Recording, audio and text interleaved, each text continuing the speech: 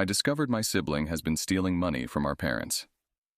Hey Reddit, I'm reaching out because I'm in a complete whirlwind right now and need some perspective. I've always thought my family was solid. Mom and dad, two siblings, and me.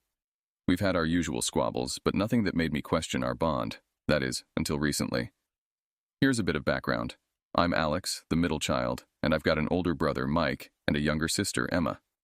Growing up, Mike and I were pretty close. We'd team up against Emma's annoying little kid antics, and we had a lot of fun. But as we got older, Mike became more distant. I chalked it up to him being busy with work and his own life, but in the back of my mind, something always felt off. The real kicker started a few months ago. I noticed some weird stuff. My parents seemed stressed about money, but they were always vague when I asked. Mom mentioned something about unexpected expenses, but she never elaborated. Dad was working longer hours, and their usual vacations and dinners out stopped abruptly. I didn't think much of it at the time, assuming it was just financial strain from their retirement savings or something. Little did I know that was just the tip of the iceberg. So, fast forward to last week. I was at my parents' house to help with some spring cleaning. Yeah, I know, I'm a good kid. Anyway, while rummaging through the attic, I stumbled upon an old box of documents. Curiosity got the best of me, and I started going through them. There were old bills, tax returns, and bank statements. One particular statement caught my eye. It was from a joint account my parents have with Mike. The balance seemed off, way lower than I remembered. I took a closer look, and it was clear. There were several large withdrawals, all listed under Mike's name. The amounts were significant, and it wasn't just a one-time thing. This had been going on for months. My heart started racing. I've had my suspicions about Mike being distant. But this? It felt like a gut punch. I kept digging through the documents, and the more I found, the clearer it became. Mike had been siphoning off money from our parents for quite a while. I felt sick to my stomach. I didn't know what to do at first.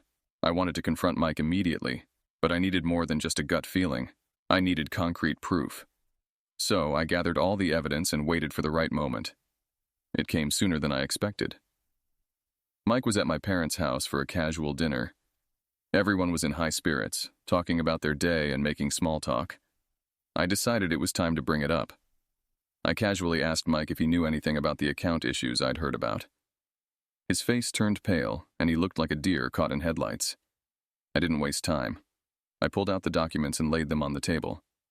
"Mike, what's going on here?" I asked, trying to keep my voice steady despite the anger bubbling up inside me. His initial reaction was one of shock and denial. He tried to brush it off, saying it was just a misunderstanding, but the evidence was right there. The excuses started flowing. He claimed it was for investments and emergencies. The more he talked, the more it sounded like a poorly constructed lie. Mom and Dad were completely blindsided. Mom's face was a mix of hurt and confusion, while Dad just looked angry and disappointed. The emotional fallout was intense. Seeing my parents' faces, Mom with tears in her eyes and Dad looking like he'd just been betrayed by someone he trusted, was gut-wrenching. I felt a whirlwind of emotions. Anger, betrayal, sadness. It was hard to process everything. Mike tried to explain himself, but his words felt hollow. He claimed he'd been under financial stress and didn't know how to ask for help. But that didn't excuse the deceit. My parents were devastated. They had always been so trusting, and now it felt like a massive breach of their values and their family. I found myself feeling conflicted. I wanted to support my parents, but a part of me still cared about Mike. He was my brother, after all. Yet his actions had caused so much pain that it was hard to see past the betrayal. After the confrontation, things were tense. Mike moved out of the family house, and my parents decided to cut off financial ties with him for the time being. They needed space to process everything and decide how to move forward. We had family meetings, and there were many difficult conversations. Mike offered to pay back the money, but trust was shattered. My parents were left trying to navigate their finances and emotional recovery, while Mike faced the consequences of his actions. As for me, I had to grapple with how to handle my relationship with Mike. It was clear that things would never be the same, but I also knew that holding on to anger and resentment wouldn't help anyone. I chose to support my parents through their healing process and work on rebuilding trust, but it would take time.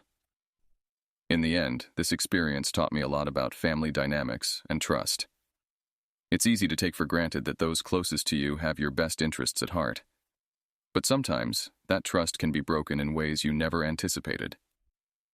My advice to anyone who might find themselves in a similar situation is to approach it with both honesty and empathy. Confront the issues directly, but also be prepared for the emotional fallout. It's a painful process, but facing it head-on is crucial for healing and moving forward. If you've ever dealt with betrayal or financial dishonesty in your family, you know how tough it can be. Remember to take care of your own emotional well-being while working through the issues. And above all, keep communication open, even when it's difficult. After the confrontation, things didn't settle down immediately. My parents were trying to piece their lives back together, and Mike was in damage control mode. I could see the strain in my parents' faces. They were trying to maintain a semblance of normalcy, but it was evident that this betrayal had taken a heavy toll on them. Mom and Dad had to rework their budget and tighten their financial belt. They had been planning on some renovations and vacations, but those plans were put on hold indefinitely.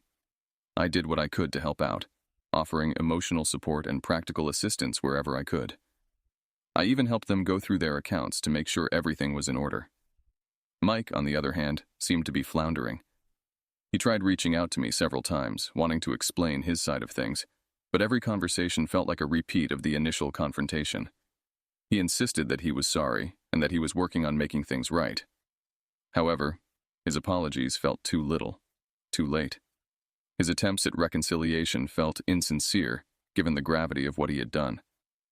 One of the hardest parts was seeing how this situation affected our family dynamics. There was an unspoken tension whenever Mike was brought up. My parents struggled with their feelings.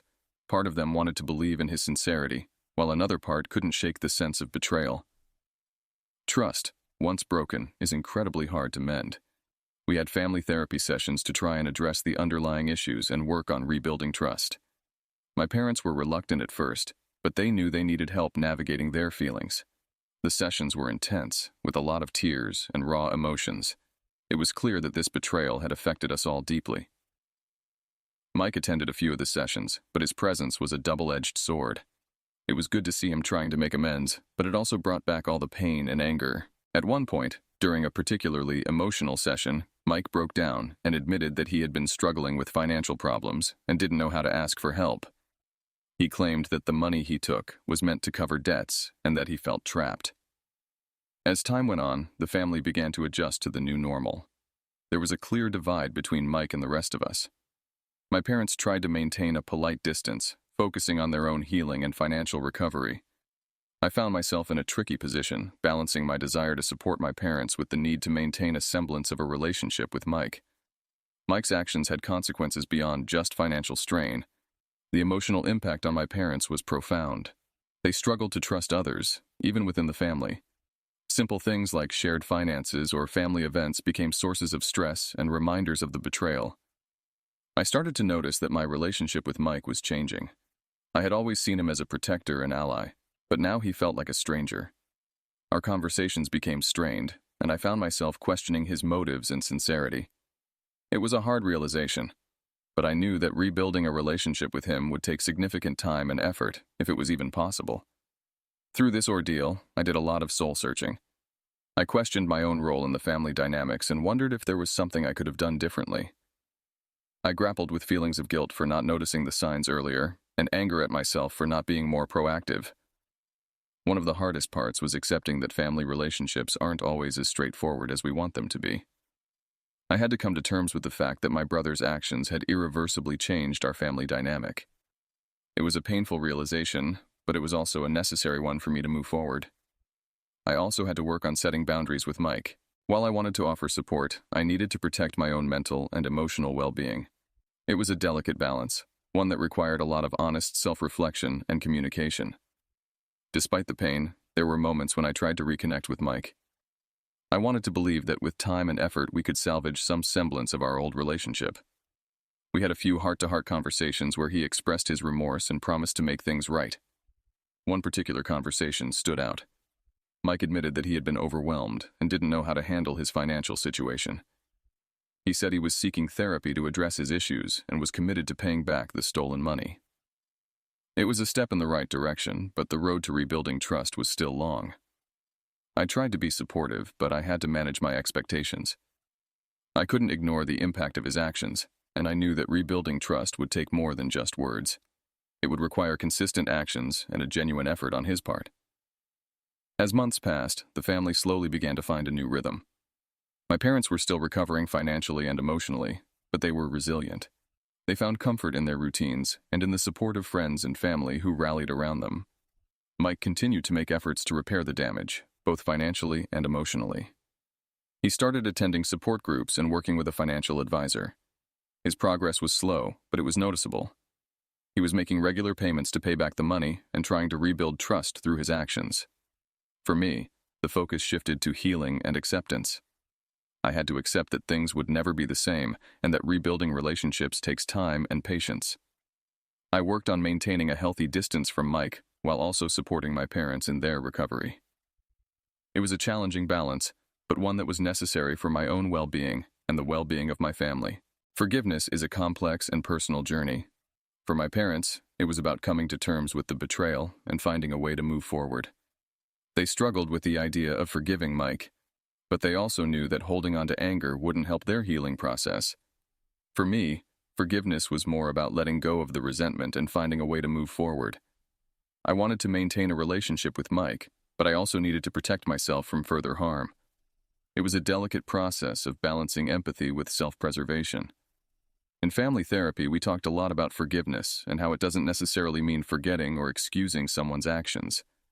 It's about finding peace and moving forward, even if the relationship isn't the same as it once was.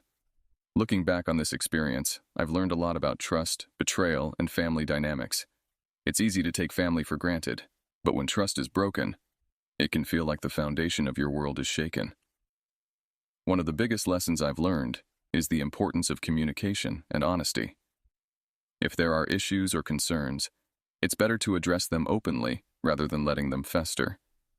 This situation has also taught me the value of setting boundaries and taking care of my own emotional well-being, even when supporting loved ones. As time goes on, my family is finding its footing again. We've learned to navigate our new reality with a focus on healing and growth. Mike is continuing his efforts to make amends, and while the road is long, there's a sense of hope that things can improve. For anyone going through a similar situation, my advice is to approach it with honesty, empathy, and patience. Trust can be rebuilt, but it requires consistent effort and understanding from all parties involved. And remember, taking care of yourself is just as important as supporting others through difficult times. This experience has been a tough journey, but it's also one that has taught me a great deal about resilience and the complexities of family relationships. Thanks for reading, Reddit. Your support and advice have been invaluable through this process.